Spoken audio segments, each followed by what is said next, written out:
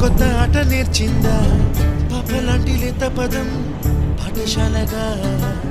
కూనలమ్మ జానపదం పల్లె దాటి వచ్చిందా